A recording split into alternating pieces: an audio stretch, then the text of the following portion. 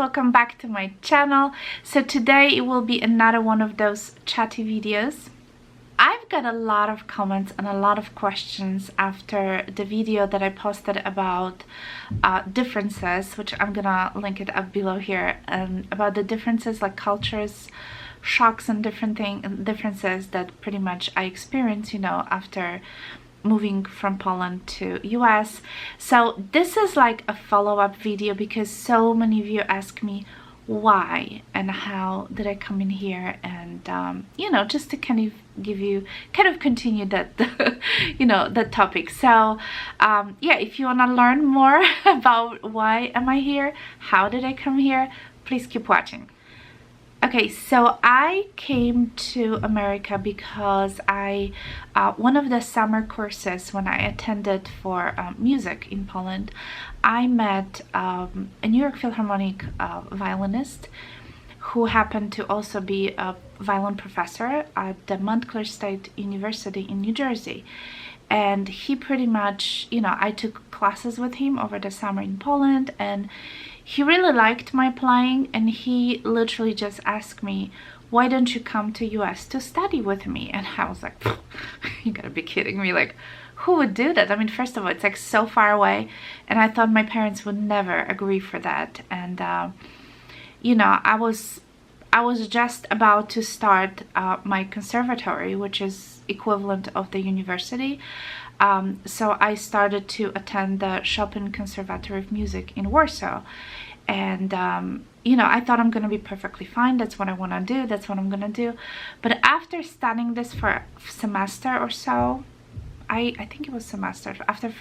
During the first semester, I really felt like something is just not right. Something is just not clicking right, and I was just not happy with the way the whole process studying went. I don't know, maybe it probably was me. But yeah, I basically took the following semester off, and I thought pretty deeply, you know, what do I still want to come back there? Do you want to maybe change the school? I did not like, you know, it's all depend of your major teacher, which, you know, for me it was my violin professor. Like, if you don't click, you're gonna hate the school, and that's pretty much what happened. And you know, this is the person that you come to see at least twice a week for, you know, 45 minutes, 1 hour, and if you don't have that connection and that mutual respect towards your, you know, professor that you're gonna spend so much time with and who is gonna be your mentor for the next 5 years, there's just no way I was gonna put up with this. And I am very easygoing person, and I'm very respectful, especially towards the adults, and you know, like as students, like we're very polite, and I just did not see myself staying there and studying there. And it's a shame because it's such a good school. This is probably one of the best, you know, music schools in Poland, and I was just devastated. So the opportunity came, and I pretty much thought to myself, maybe I should try. You know, so my parents, because they saw how much I was actually mentally like suffering because of, you know, just hating, and I tried to change my teacher, trust me, I tried to change my violin professor. It's not easy. So pretty much my parents gave me a green light, and they say, we're gonna support you, go and do what you have to do. So the next thing you know, I mean, I've got obviously all the paperwork going because I enter as a student, you know, as an international student, on a student visa. The only problem was I could not start my university degree. It's because my English was non-existing. Okay, maybe, I don't know, from scale 1 to 10, 0 to 10, I was maybe 0.5 or maybe 1. That was my English. I was horrible at English. You know, when I grew up, and especially the north east part of Poland, we had to study Russian, you know. English was something that was introduced later in a high school, but it was kind of too late, you know, because I used to, and don't get me, I used to speak such a good Russian. I can still kind of understand, but you know, when they say if you don't use it, you lose it. So I don't consider myself knowing Russian anymore. And it's not that I don't want to. I mean, I probably can pick it up pretty quickly, but I just don't use it. So so yeah, so my English was pretty much zero, and I had to, for the first, I think it took me almost a year. Yeah, I think I took like 2 semesters. I had to just study English so I could actually learn and pass the proficiency exam to be able to start my, you know, legal studies. So yeah, it took me like about 2 semesters to attend ESL courses. And it's funny, like to this day I love, one of my ESL teachers was a woman who was French, and she had such a heavy French accent. And I remember sitting there and thinking to myself, why is French person teaching me English? It was just so funny. But I mean, she was pretty good, you know, and she was just so sweet anyway. But yeah, I met a lot of great people there, a lot of students from different part of the world, different backgrounds. And you know, and that year that I studied English, I don't think it was a lost year, because my professor that pretty much invited me in, he gave me a free lessons for entire year. And this was probably the most important thing for me, because I still kind of continued to develop myself as an artist. But at the same, so, you know, I wasn't studying, you know, like all the classes and everything, but I was still studying with him, you know, things that are important for me, which is the violin, and I was working on my English. So yeah, after that period of time, I basically took my ESL exam. I think it was called TOEFL, and you know, thankfully I passed. And I started, you know, just study. So that's pretty much how I end up in the US. So my goal basically was to learn the English, earn my diplomas, and go back home.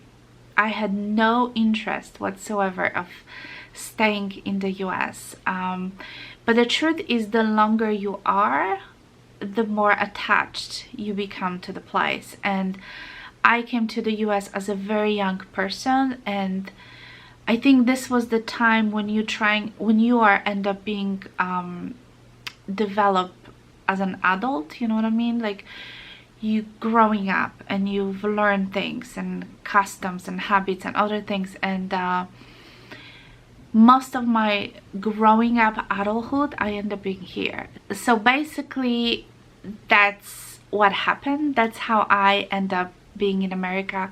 And like I said, all I just wanted, it was to study. And I really loved my professor. He was amazing violinist. He played in New York Philharmonic. And because for the first year when I came here, I lived in New York City, and I feel like I was so lucky and so privileged. You guys, I lived in the Lincoln Center, Lincoln Plaza, I think it's called, One Lincoln Plaza, which was across from Lincoln Center. If you're familiar with New York City, you know where it is. One of those big tall buildings across from the fountains. And our apartment windows were facing the Central Park. So it was like perfect place to be. The person that I live with, that's a different story, probably from different topic. It was just one of my parents' friends. She's also Polish, and her husband recently died when back then, and she had a daughter, but she pretty much like allow me to live with her for a very small fee. And she wanted to kind of take care of me, but which I very much appreciate, and my parents really appreciate, because like, you're in the middle of the city, you don't know anybody, you don't know where to go and where to what to do with yourself. So I very much appreciate her help, although she turned out to be not such a nice woman as she appeared to be at first. But that's a different story. If you want to hear that story, the story of Christina, let me know. Because she is the character for sure. And I think she still lived there, to be honest with you. But we don't really keep in touch. But it was a great place to live. I made a lot of friends. And because I lived pretty much in Lincoln Center or in front of it. I attended New York Philharmonic concerts non-stop.